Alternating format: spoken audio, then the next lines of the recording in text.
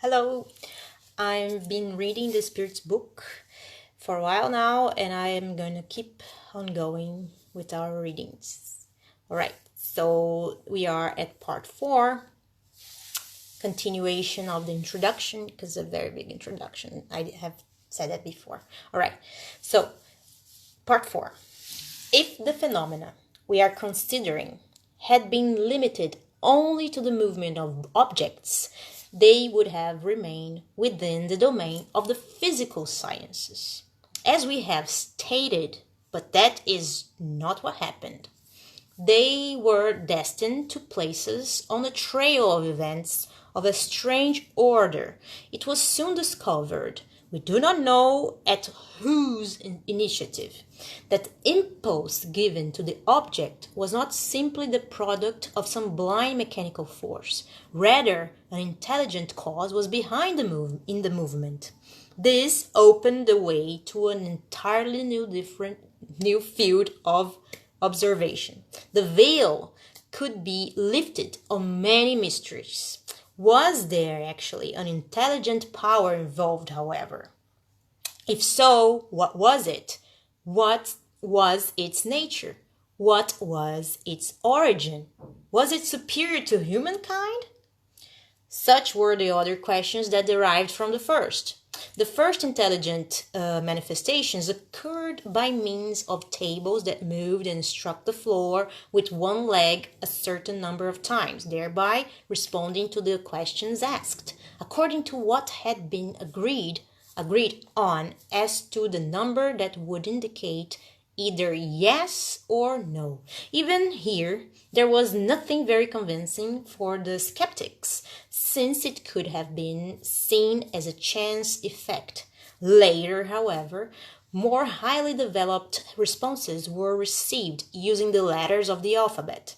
By striking the floor a certain number of times for each letter, the table formed words and sentences in response to the questions. The correctness of the responses and the congruency with the questions caused astonishment. When asked about its nature, the mysterious being who gave the responses declared that it was a spirit. It started its name and furnished other sorts of information. This should be seen as a highly important occurrence. No one individual in particular had ever even thought of spirits as a way to explain the phenomena. Instead, it was the phenomenon itself that revealed the term. Hypotheses are frequently formed in the physical sciences to serve as a basis for reasoning, but that did not happen in this case. Communicating in this manner, however, was wearisome and inconvenient. One of these invisible beings, and this is also a non-worthy occurrence, suggested another. This particular spirit advised fitting a pencil into a small basket or other object. When placed on a sheet of paper, the basket was moved by the same hidden power that had turned the tables. However, instead of a simple regular movement, the pencil wrote by itself, forming words, sentences, and entire discourses of many pages, dealing with the deepest questions of philosophy, morality, metaphysics, psychology, etc., and as quickly as though written by hand. This suggestion was given in America, France, and several other countries simultaneously. Here are the terms in which it was given in Paris on June 10, 1853, to one of the most fervent disciples of the doctrine, who for many years since 1849 had been occupied with the evocation of spirits. Go into the next room and get that little basket. Attach a pencil to it and then place it on a sheet of paper with your fingers on the rim. This was done, and after a few moments the basket began to move and the pencil legibly wrote the sentence. I expressly forbid you to tell anyone what I have just told you. The next time I write, I will write better. Since the object to which the pencil is fitted is merely an instrument, its nature and form do not matter. The most convenient means was sought for, and it was thus that many individuals began to use the planchette. The basket or planchette will not move, however, except under the influence of certain persons gifted with a special ability. These are called mediums, that is, intermediaries between spirits and humans. The conditions that produce this ability are linked both to physical and moral causes that are still imperfectly understood. Mediums are of all ages, of both sexes, and of all degrees of intellectual development. Moreover, the faculty can be developed further by exercising it. Number 5.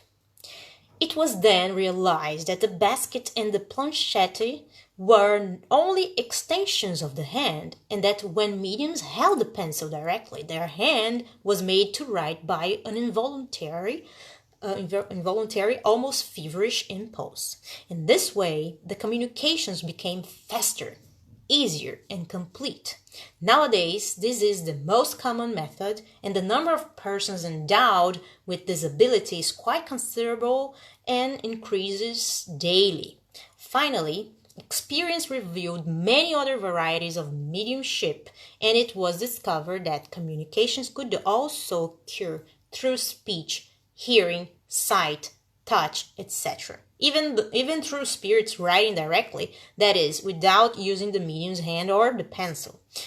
This fact having been established, there was still one more essential point to consider: the role of the medium in the responses and the part he or she might play both mechanically and mentally. Two crucial circumstances which would not escape the attentive observer make it possible to settle the issue.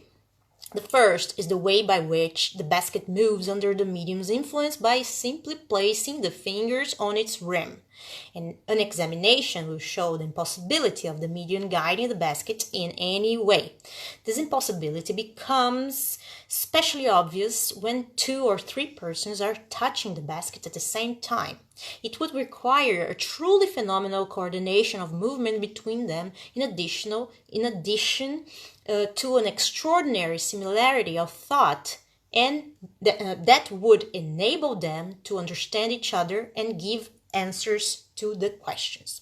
Another no less original fact adds to the problem, that being the radical change in the writing according to the individual spirit who communicates, the same writing recurs whenever the same spirit returns. For this to happen, it would be necessary for the medium to have trained him or herself to change writing styles 20 different ways, and furthermore, he or she would have to remember the style of this or that spirit every time. The second circumstance results from the nature of the responses themselves, which, in most cases, especially when dealing with abstract or scientific questions, are obviously outside the knowledge and sometimes the intellectual reach of the medium. Moreover, the medium is usually unaware of what is being written, or may not even understand the question, which may be asked mentally or even in a foreign language, with the answer given in the same language. Furthermore, the basket may rise spontaneously about some completely unexpected subject without any question have been asked regarding it. In some cases, the responses reveal a level of wisdom, depth, and timelines. And the thoughts are so elevated and sublime that they could only have come from a higher intelligence imbued with the purest morality. At other times, they are so flippant, so frivolous, and so banal that reason refused to accept the possibility that they could have come from the same source. Such diversity of language can only be explained by the diversity of the intelligences who manifest themselves. Are these intelligences human or not? That is the point to clarify, and for which a complete explanation and as conveyed by the spirits themselves will be found in this book. Here we are facing obvious effects that are produced outside the circle of our habitual observations. These effects do not occur mysteriously, but in the full light of day. Anyone can see and observe them because they are not the privilege of one individual in particular, but are repeated every day by thousands of persons at will. These effects necessarily have a cause, and since they reveal the action of an intelligence and a will, they are outside the purely physical realm. Many theories have been formulated regarding the matter.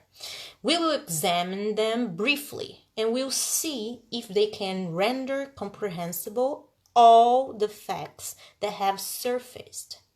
In the meantime, however, let us accept the existence of beings distinct from humankind, since that is the explanation given by the intelligences themselves, and let us see what they might have to tell us.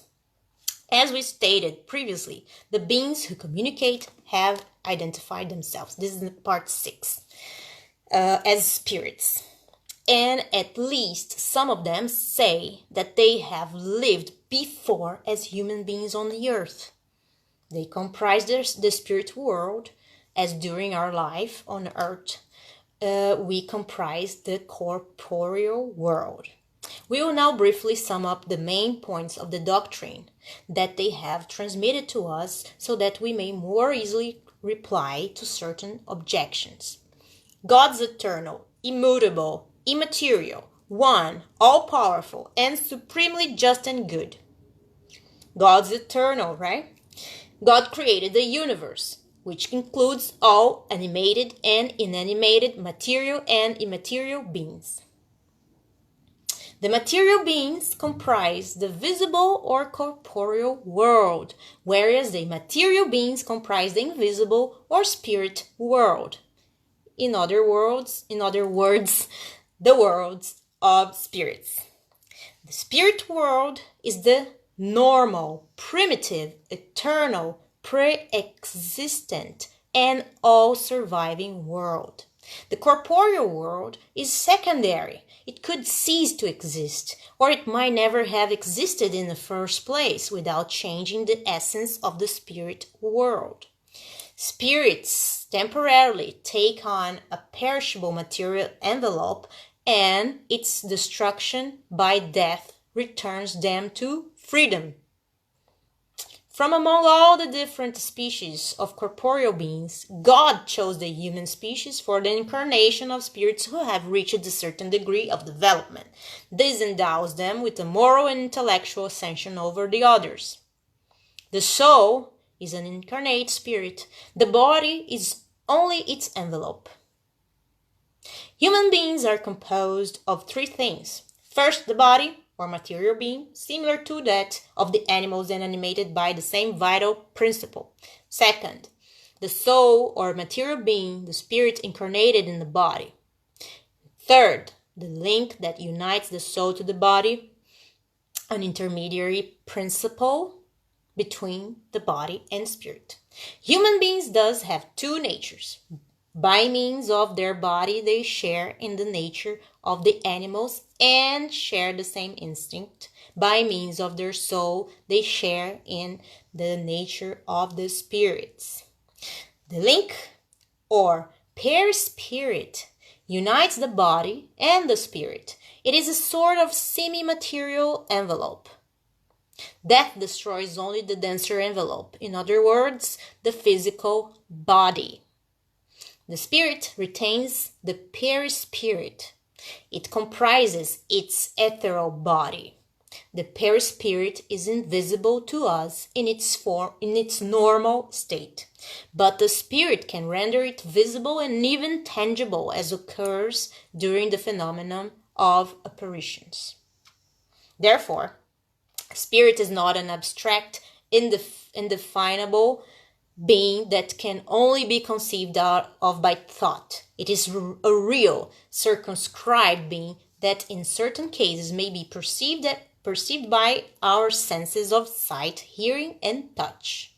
Spirits belong to different orders, and they are not all equal in power, intelligence, knowledge, or morality. Those of the first order are the most highly evolved spirits. These spirits are distinguished by their perfection, knowledge, and closeness to God, in addition to the purity of their sentiments and their love of the good. They are more angels or pure spirits. The other orders are in various degrees more distant from such perfection. The spirits of the lowest orders share our base passions: hatred, envy, jealousy, pride, etc., and actually take pleasure in wrongdoing. Among these are spirits who are neither very good or very evil, and who are usually more troublesome and scheming than downright wicked. Essentially mischievous and inconsequential, they are the foolish and frivolous spirits. Spirits do not belong to the same order forever. They all improve themselves, passing through the different degrees of the spirit hierarchy. This improvement occurs through incarnation, which is imposed on some as an expiation and on others as a mission. Earthly life is a trial to which they submit themselves many times until they reach perfection. It is a kind of sifter or purifier from which they emerge at different degrees of refinement or improvement. Upon leaving the body, the soul returns to the spirit world from which it came. Following a longer or shorter stay in the spirit world, it will once more start a new physical life. Since our spirit must pass through many incarnations, it follows that we all have had many existences, and that we will have still others along the course of the different stages of advancement. This will occur either on the earth or on other worlds. The incarnation of spirits always occur in the human species. It would be an error to believe that the soul or spirit could incarnate in the body of an animal. The many corporeal lives of the spirits are always progressive and never regressive, but the speed of its progress depends on the efforts that it makes to reach perfection. The qualities of the soul are those of the incarnate spirit. Thus, a moral person is the incarnation of a good spirit, while a wicked person is that of a little evolved spirit. The soul has its own particular individuality before incarnating, and it retains it after it separates from the body. Upon its return to the spirit world, the soul re-encounters all those whom it had known while on earth, and all of its former lives are delineated in its memory. It can thus recall all the good and the evil it had done. The incarnate spirit is under the influence of matter. Persons who overcome this influence by elevating and purifying their soul grow closer to the good spirits, among whom they will be counted someday. However, those who allow themselves to be controlled by their evil passions, and who take full pleasure in satisfying their crude appetites by yielding to their animal nature, grow closer to the lower order spirits. Incarnate spirits inhabit various globes throughout the universe. Discarnate or errant spirits do not occupy any fixed or circumscribed region. They are everywhere, in space and beside us, watching and intermingling with us all the time. They comprise an invisible population that is always active around us. Spirits constantly act upon the mental world and even upon the physical world. They act upon matter and thought. They comprise one of the powers of nature and are the actual cause behind a multitude of phenomena that have been unexplainable or poorly explained until now, and which have not found a rational solution except in Spiritism. Interaction between spirits and humans is constant. Good spirits encourage us to follow the path of the good. They support us in the trials of life and help us to bear them with courage and resignation. Evil spirits, on the other hand, encourage us to take the path of evil. It is a pleasure for them when they see us succumb and fall to their level. Spirit communications with humans are either concealed or direct. Concealed communications, undetectable in a physical sense, occur through the good or bad influence they exert on us without our even suspecting it, and it depends on our own judgment to distinguish between their good and bad inspirations. Direct communications occur through writing, speech, or other physical means, usually by way of mediums who serve as their instruments. Spirits manifest there either by appearing spontaneously or by being evoked. We can evoke all spirits, whether they have animated obscure individuals or the most illustrious personages, regardless of when they lived. We can evoke our relatives, friends, or enemies. Through written or verbal communications, we may obtain advice, information about their current situation, their thoughts about us, whatever revelations they are permitted to convey. Spirits are attracted according to the affinity they have with the moral nature of the persons who evoke them. High-order spirits enjoy serious meetings, where the love of the good and a sincere desire to learn and grow predominate. Their presence repels low-order spirits.